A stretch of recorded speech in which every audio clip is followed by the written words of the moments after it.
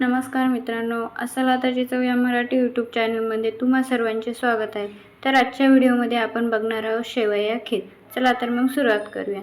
कढईमध्ये एक मोठा चम्मच तूप घालायचे आहे। हे तूप वितळले की यामध्ये सुकामेवा घालायचा आहे। सुकामेव्यामध्ये इथे मी थोडेसे बदाम आणि काजू कापून घेतलेले आहेत।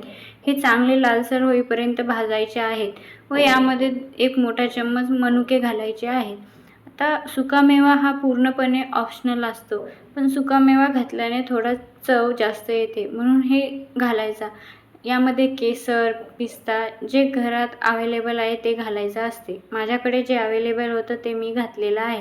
आता हे चांगला भाजून झालं आहे, हे काढून घ्यायचं आहे व यामध्ये थोड्याशा शेवया घालायच्या आहे। मी अजून थोड्या शेवया घातल्या आहेत, मला ह्या थोड्या कमी वाटल्या म्हणून जास्त घातलेल्या आहेत। ह्या पण लालसर होईपर्यंत भाजून घ्यायच्या आहेत।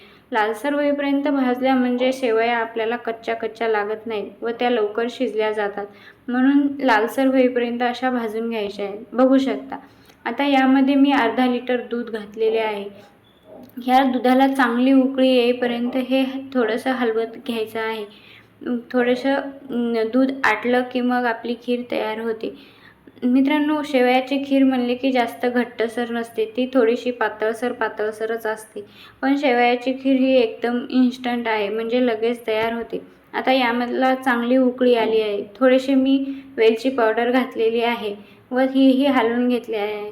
आता आपण जो सुकामेवा भाजला होता तो सुकामेवा मी यामध्ये घातलेला आहे।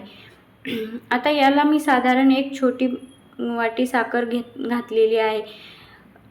तुम्हाला जर जास्त गोड लागत असेल तर तुम्ही जास्त घेऊ शकता, पण दूध जास्त नाही आहे, अर्धा लिटरच आहे, त्यामुळे एवढी साखर पुरेशी होते। तरीही तुम्ही तुमच्या आवडीनुसार साखर घालू शकता। बघू शकता आता 10 मिनिटांनंतर आपली चांगली खीर तयार झालेली आहे। दूधही आटलेले आहे, जास्त पातळही नाही आणि जास्त घट्टही नाही। मित्रांनो, व्हिडिओ आवडला असेल तर एक लाईक, शेअर, कमेंट नक्की करा आणि नवीन असाल तर चॅनलला नक्की सबस्क्राईब करा। आणि हो, तुम्ही हा व्हिडिओ कुठून बघता हे नक्की कमेंट करून कळवा। थँक्यू।